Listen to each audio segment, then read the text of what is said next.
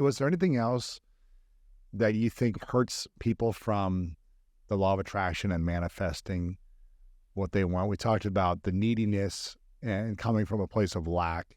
Yeah. Well, We talked, maybe yeah, one other thing, the sometimes the whatever people want to manifest comes from an egoic place. The ego wants to, by achieving this or that, the ego wants to feel more powerful uh, than before. It wants to have an enhanced sense of identity through it by showing to other people that you have more than others.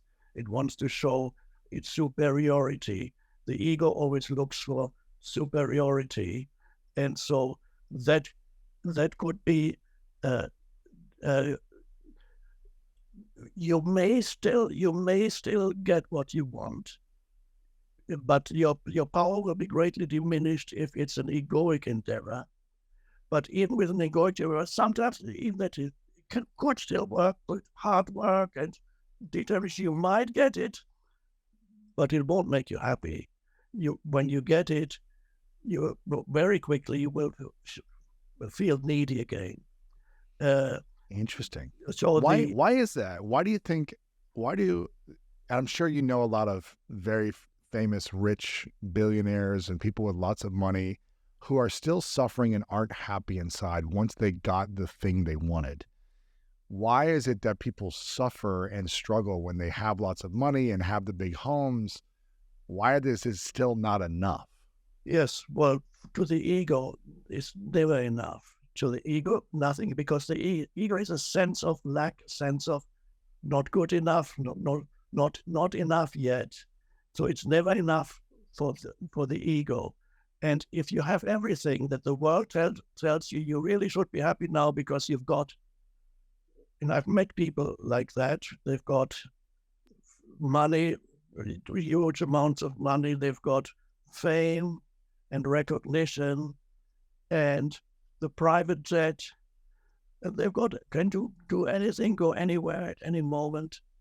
And that can be particularly uh, um, bad, counterproductive, because you cannot fool yourself. The ego cannot fool itself by saying, when I get this, I'll be happy. Because then you can still postpone. The ego can say, once I achieve that, I'll be happy. But the person who already has everything, he or she cannot say that anymore because you have no way. There's no excuse anymore, and because you have everything and you're not happy. So then, and this is very often people then start taking drugs or engage in other kinds of seeking sensory satisfaction through substances or going from one relationship into another, having sex or whatever they do, because they can buy anything they want, and they get getting more and more unhappy because they do all, the ego was there, and the ego will never be satisfied, no matter what you achieve. In the Course in Miracles, it says, I don't know if you've in there, it says you will always know when whether the ego was at work when once you achieved it, it hasn't satisfied you. That was Right. ego. So Yeah. there's another saying that goes, there are two ways of being unhappy. One is not getting what you want, and the other one is getting what you want. Wow. That refers to the ego. So you Sure. can, some people are unhappy because they don't get what they want, and the others are unhappy because they get everything they want. But it's still ego. What do you think? How does someone be happy while they're on the path of trying to manifest, more in their life, a better relationship or better qualities that they have in their current relationship, more career success, money, things like this? How can they be happy no matter what happens? It comes to you or it doesn't. Happiness starts with the alignment with the present moment. It can only arise if you are aligned with the present moment. I sometimes call that the vertical dimension of life, which is now.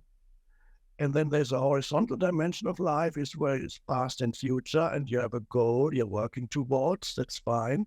You have the horizontal dimension. and the vertical dimension is the present moment. The horizontal dimension is the dimension of becoming. You become good at something, or you acquire something, you become something. There's an evolutionary process at work, and that obviously has its place. It's there. But if you're exclusively focused on becoming and achieving and attaining and acquiring, you're trapped on the horizontal, and you can never really enjoy the present moment. Because the present moment is the vertical dimension, is here and now, inseparable from the now.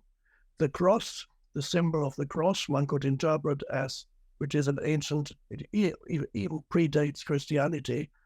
The symbol of a cross can be interpreted as pointing to the intersection between the horizontal and vertical dimension of life. That is the importance then is to discover the dimension, the vertical dimension, which is the power of the now, the present moment, and then the horizontal dimension works better, and you're not dependent on it for your ultimate satisfaction. You're not dependent on any kind of achievement, attainment, or whatever it is that on the horizontal dimension for your art. It may give you some kind of satisfaction, but not the deepest satisfaction. The deepest satisfaction is inseparable from going more deeply into the present moment and discover the essence of who or what you are as consciousness itself, presence, here and now. And you in other words, you could say, you sense the beingness of you. You sense that you are, and there is an enormous power there that has no form. You can't interpret it. It's the power of aliveness itself, here and now. It goes far beyond who or what you are as a person. The person exists on the horizontal dimension, but there is a deeper dimension to who you are that is only discovered in the vertical dimension. In the vertical dimension, you are already complete. There's nothing to achieve there. You're already full and complete. That's so hard for people to comprehend when they don't feel complete. On the horizontal, you're not complete, and you'll never be complete. Gotcha. Okay. Because no matter what you achieve, if you become good at one thing, you lose something. There's always a world of polarities on the horizontal dimension. That even I find that still you achieve great things. I've been teaching spiritual awakening for many, many, many years. In the past, I had intimate groups of 10, 20 people. Now there's hundreds or thousands Arenas. of people often come. Yeah. I don't have the close relationship with individuals anymore. It's just I'm reaching many more people, but I've lost this closer connection with the people that I'm teaching. There's always a price to pay. On the other hand, I'm reaching far more people than before, but there's always a price to pay, even privacy. I'm not a great celebrity, but I do. Wherever I go, people say, "Oh, Eckhart." And the moment it happens, it's wonderful. I love the connection that I feel, but I do lose privacy because sometimes people watch, what's he eating, what's he doing, why is he drinking coffee, whatever. I thought he was spiritual, yeah. Yeah.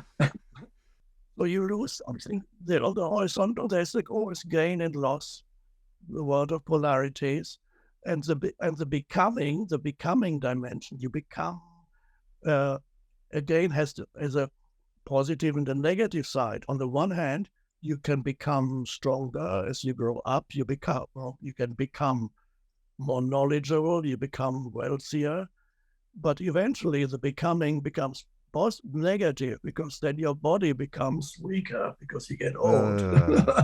And maybe you lose something, and then you become. So the becoming, the polarities operate on the horizontal dimension, but it's without the access to the vertical dimension, Nothing can satisfy you truly, purely on the horizontal dimension. So the vertical Interesting. dimension is the present moment. To realize that the power of the present moment that is inseparable from who or what you are in your essence, the power of you. And that is not an egoic thing, because this you far transcends who or what you are as a person. It connects you with the identity of the universe itself. It's the I am without adding anything to it. I am. In the Old Testament, prophet meets God and asks God, "What is your name?" And God says, "I am the I am." That is a very deep statement. That is the beingness itself. Beingness itself. And you can feel that, you can sense that here and now. When for a moment your mind subsides, you're not thinking anymore without making an effort. You're not thinking anymore. And who are you without any thought? You can't explain what it is, but you can sense that there is a light of consciousness. There is a presence. Right. An inherent sense of aliveness. Sometimes people can feel it with the entire body. That the entire body is pervaded by a sense of aliveness. You are. All you. That's the ancient Greeks already said, know thyself as the most important thing in life. Know thyself. And that refers to the deepest knowing yourself as consciousness. And then the person still operates for a while, and it operates actually much better when you're connected to that which transcends the person. Right. Where for those people who are comfortable with theistic language, you could say that connects you to God. That is a deeper connection to the source of all life. You're connected to that. I see the consciousness that you share with every human being. When you look at another human being, you interact with another human being. On the one level, you have the personality, horizontal dimension, the conditioning, mental, emotional conditioning. You're interacting with a person, but you're also interacting with consciousness. Yes. Which is beyond the person. And when you can sense the consciousness that you are is also the consciousness that the other person is, you can sense the oneness of that consciousness. And that sensing of oneness is ultimately what the deeper meaning of love. Right. Love is to recognize the other as ultimately one with who or what you are. One, the recognition. I would say love is the recognition of oneness with it. It's not the egoic love that says, I need you, don't you dare leave me, because if you do, I'll hate you. Right. That's the egoic so-called love. But the real love is to recognize yourself in the other.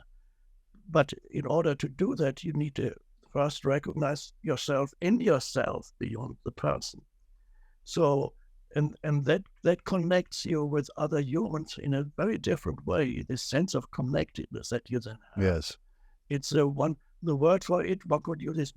There's a goodwill flows out from you towards others, even others that you might only meet casually for a few seconds. You can sense an outflow of goodwill and connectedness, and feel so good to recognize there is a human being there. My interpretation of human being is the English language doesn't have a word that refers to both men and women. So you have to say human being. In German, you have a word Mensch, which is a human being, could be either man or woman. But in English, you have to say human being. And I love that, because the human dimension is the person that lives on the horizontal dimension. The being is the essence of who you are. And it's our destiny to recognize our being, which is far beyond the person.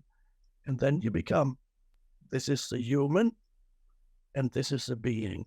And then you are a true human being when you realize the being of yourself, because then you sense it in others too.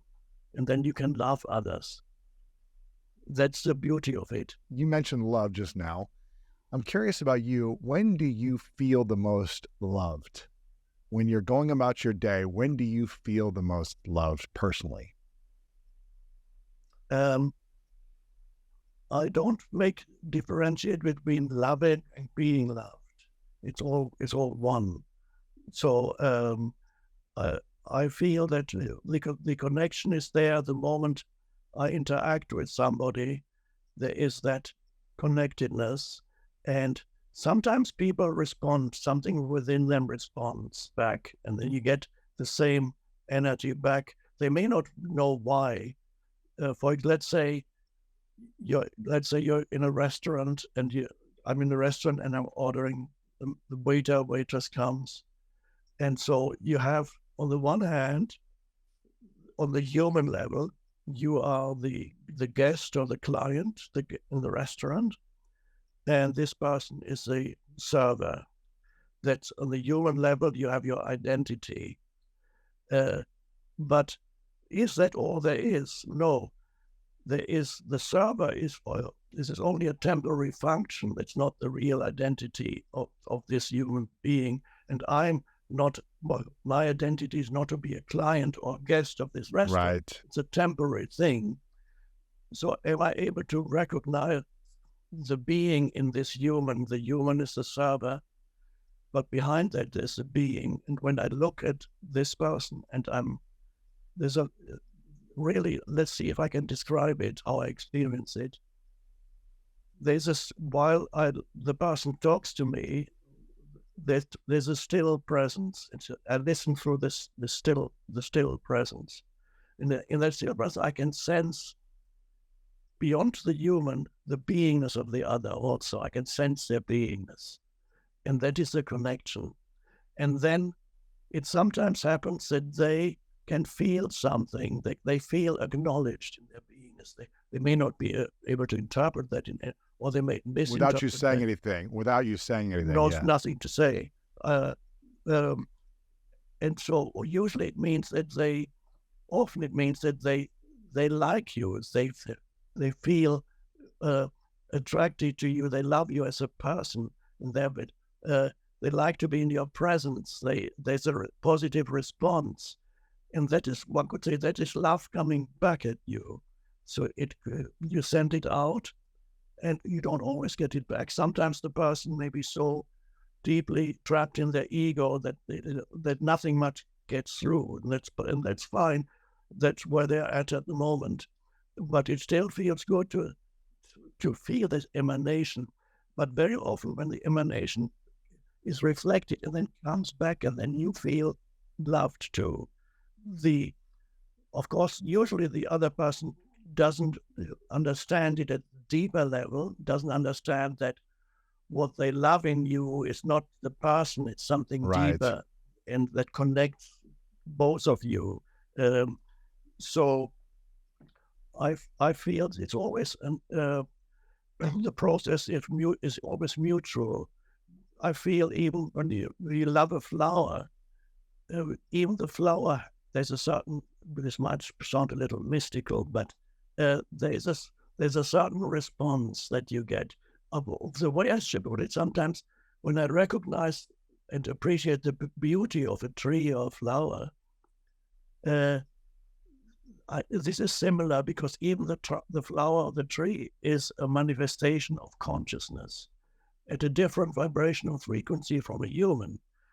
So everything is a vibration of consciousness that is taken temporary form. So the flower, the tree are also a manifestation of consciousness. And when I recognize and appreciate the beauty of the flower or the tree, there is a sense of oneness, and at that moment the tree can sense that it is being recognized, and it becomes aware of its own beauty through you. So you redeem nature, you add something to nature by recognizing the sacredness and beauty of nature. You add something to nature. Wow. And then we can say nature loves you back too. You can sense wow, that. Beautiful.